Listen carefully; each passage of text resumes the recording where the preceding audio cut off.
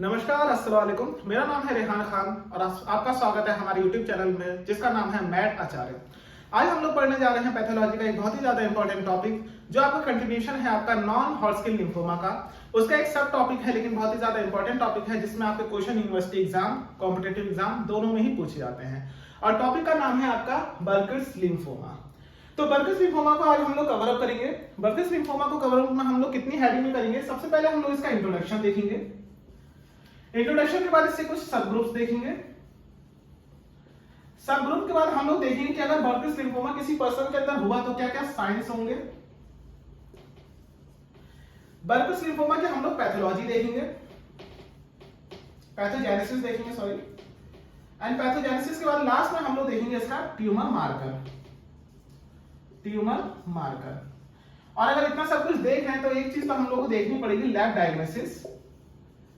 क्योंकि भाई साहब being a medico as a doctor, जब तक हम लोग किसी भी डिसीज को डायग्नोस नहीं करेंगे तब तक हम लोग उसका ट्रीटमेंट कैसे कर देंगे। तो इसके लिए लैब डायग्नोसिस बहुत ही ज्यादा इंपॉर्टेंट है। तो बर्किट्स लिम्फोमा को हम लोग इतनी सब हेडिंग पढ़ने जा रहे हैं, उसका introduction, lab diagnosis, subgroup, tumour marker, pathogenesis and science of Burkitt's lymphoma. इतनी हेडिंग में हम लोग कवर करेंगे अपना बर्किट्स लिम्फोमा को। तो बर्किट्स लिम्फोमा के अगर इंट्रोडक्शन की हम लोग बात करते हैं तो हम लोग को सबसे पहले एक चीज अपने दिमाग में पता है कि बर्किट्स लिम्फोमा क्या है, नॉन हॉटस्किन लिम्फोमा का पार्ट है। नॉन हॉटस्किन लिम्फोमा क्या होता है? आपका मैच्योर बी सेल न्यूप्लाज्म होता है। उसका अराइजल कैसे होता है? By the proliferation of naive B cell से। तो नॉन हॉटस्किन लिम्फोमा अगर हम लोग इंट्रोडक्शन देखें बर्किट्स लिम्फोमा का तो क्या कहेंगे? सबसे पहला पॉइंट तो ये लिखेंगे कि it is a non Hodgkin lymphoma. और नॉन हॉटस्किन लिम्फोमा क्या होता है? आपका कैंसर होता है। कैंसर होता है लिम्फेटिक सिस्टम का। लिम्फेटिक सिस्टम का कैंसर होता है आपका नॉन हॉटस्किन लिम्फोमा। तो यहीं से ही एक वर्ड है जो हम लोग बार बार पढ़ रहे थे, बर्किट्स लिम्फोमा। बर्किट्स लिम्फोमा, तो जो आपका लिम्फोमा वर्ड आया है वो यहीं से ही आया है कि कैंसर ऑफ लिम्फेटिक सिस्टम का इन्वॉल्वमेंट होता है, इसलिए हम लोग इसको क्या कहते हैं? बर्किट्स लिम्फोमा कहते हैं। और अगर और बात की जाए इंट्रोडक्शन में तो ये क्या है? ये आपका अनकॉमन ट्यूमर होता है। क्या होता है? अनकॉमन ट्यूमर होता है किसके अंदर? अडल्ट के अंदर। अडल्ट के अंदर ये क्या है? एक अनकॉमन ट्यूमर है। लेकिन इसके साथ साथ एक इंपॉर्टेंट पॉइंट आता है कि ये कंप्राइजेस करता है 30%, 30% ये कंप्राइजेस करता है किसके अंदर? चिल्ड्रंस के अंदर। चिल्ड्रन के अंदर 30% ये कंप्राइज करता है।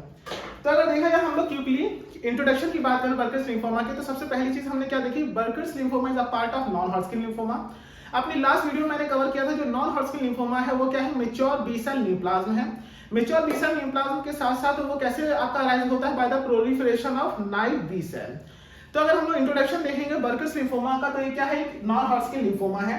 नॉन हॉटस्किन लिम्फोमा क्या होता है? कैंसर होता है लिम्फेटिक सिस्टम का। ये कैंसर ऑफ लिम्फेटिक सिस्टम से ही आपका वर्ड निकल के आया था लिम्फोमा।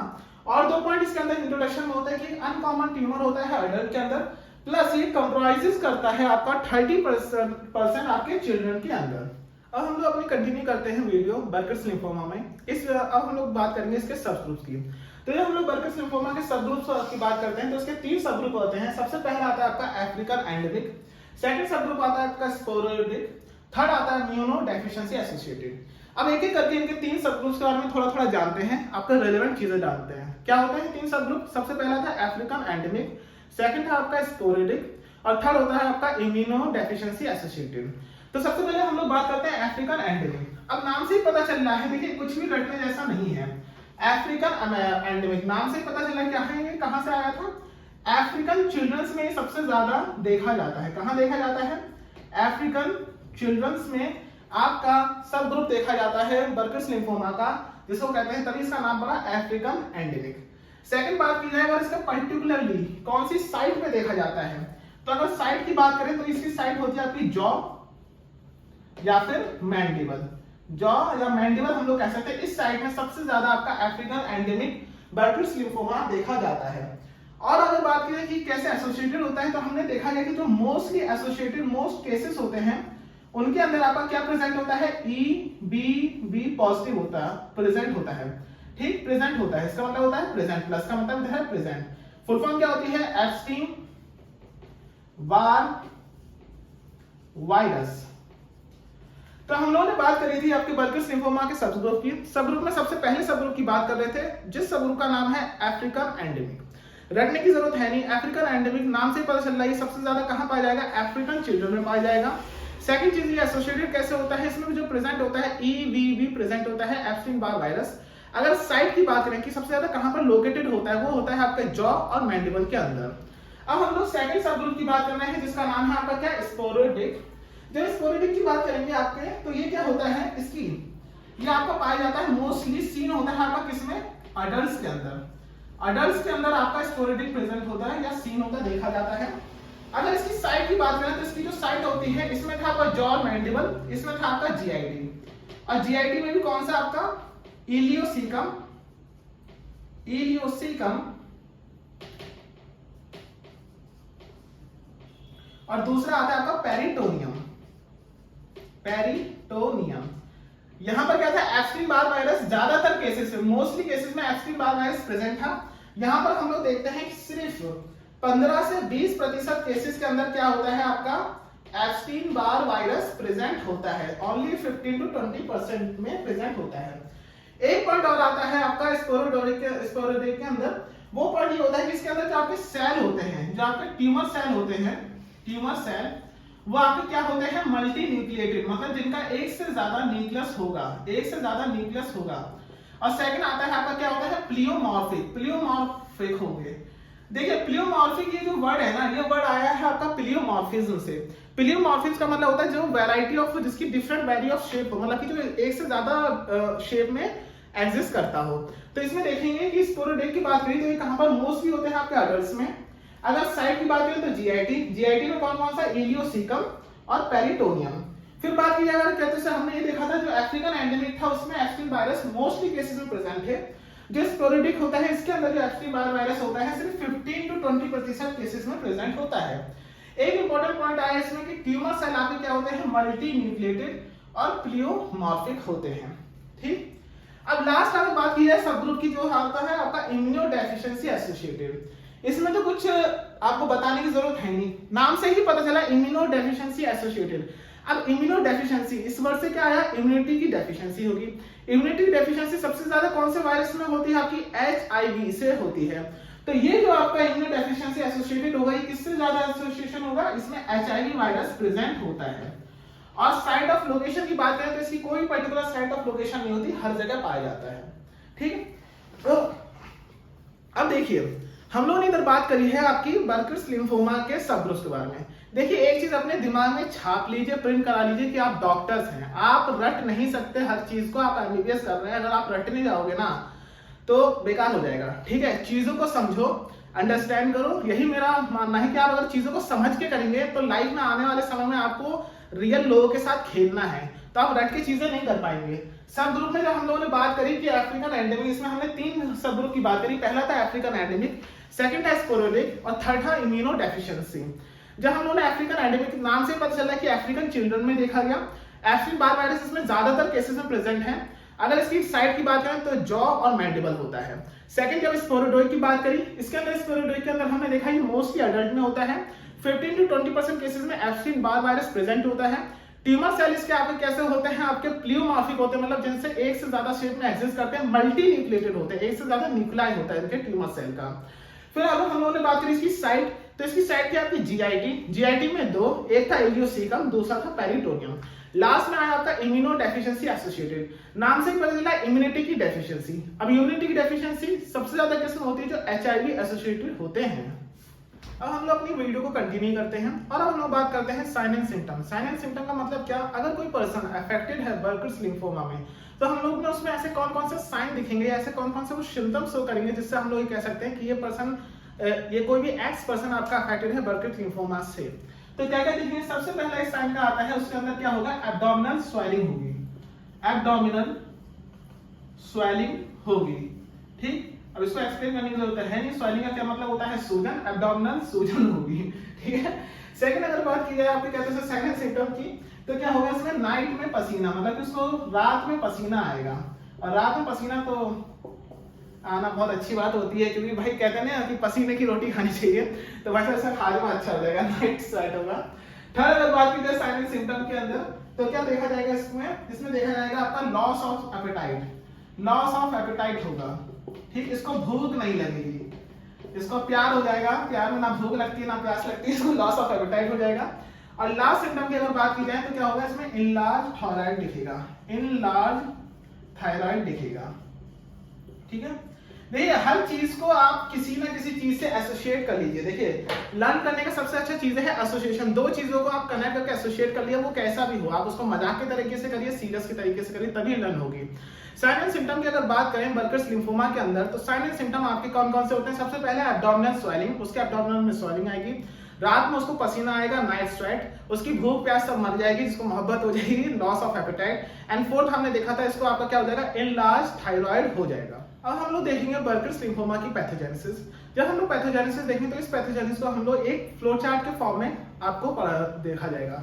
तो जब पैथोजेनेसिस की बात करेंगे तो बर्कर्स लिम्फोमा की पैथोजेनेसिस क्या होती है, क्यों होता है बर्कर्स लिम्फोमा, तो देखते हैं कि इसमें एक ट्रांसलोकेशन होता है। टी से रिप्रेजेंट करते हैं ट्रांसलोकेशन को, ट्रांसलोकेशन, ठीक। कैसे होता है, मोस्ट कॉमन मतलब मोस्ट कॉमन ट्रांसलोकेशन होता है कौन सा, T 8:40, 8 chromosome number 14 chromosome number. 8 chromosome number पे आता है आपका सी मिक जीन और 14 पे आता है आपका आई जी एच लोकस, ठीक।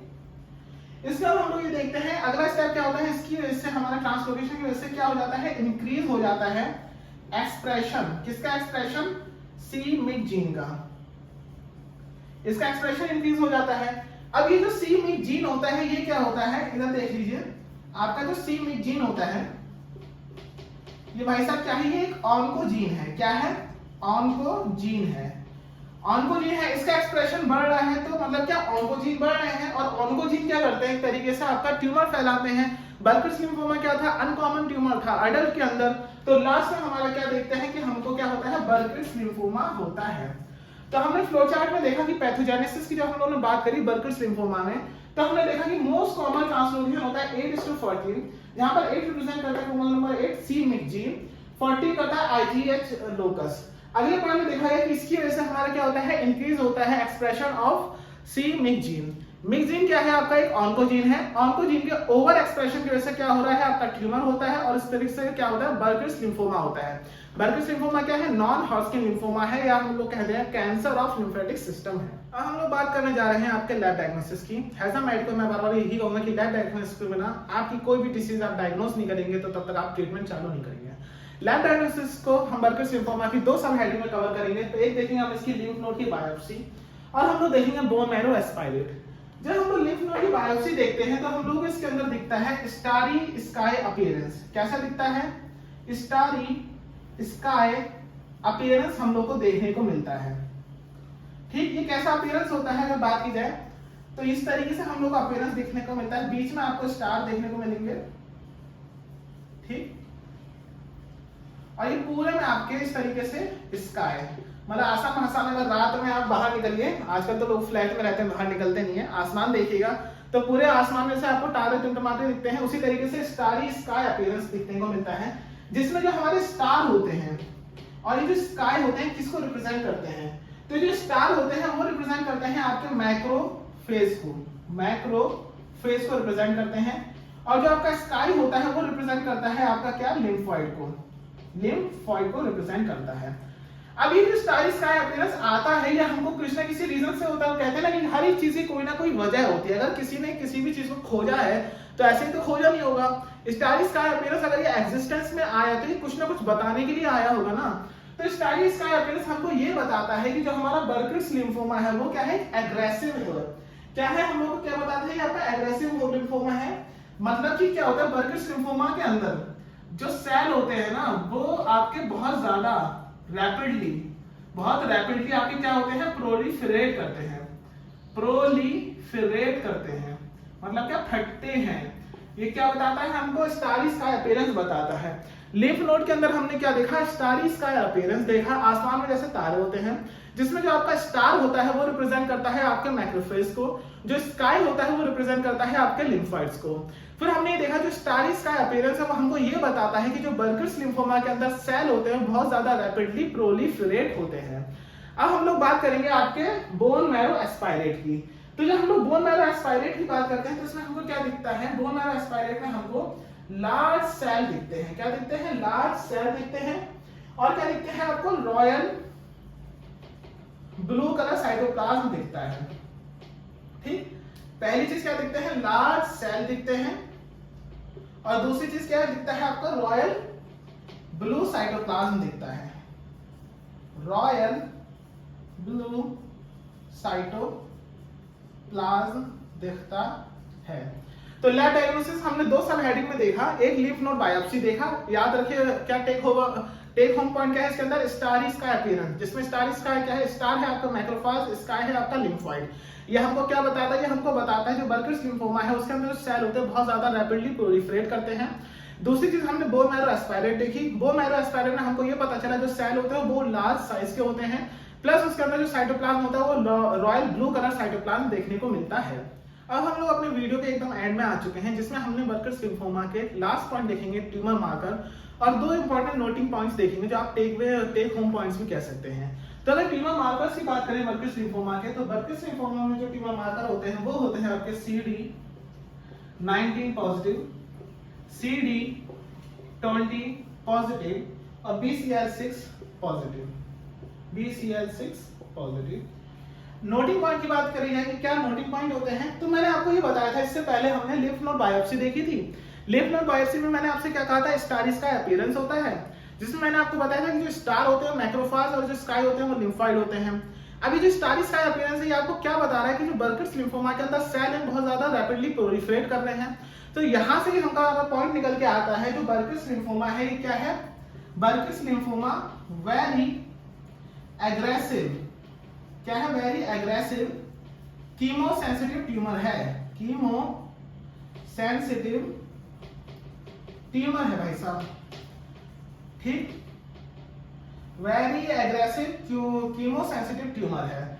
दूसरा जो नोटिंग पॉइंट आपको ध्यान में रखना है कि ये मोस्ट कॉमन कॉज है, मोस्ट कॉमन कॉज है। किसका कॉज है ये?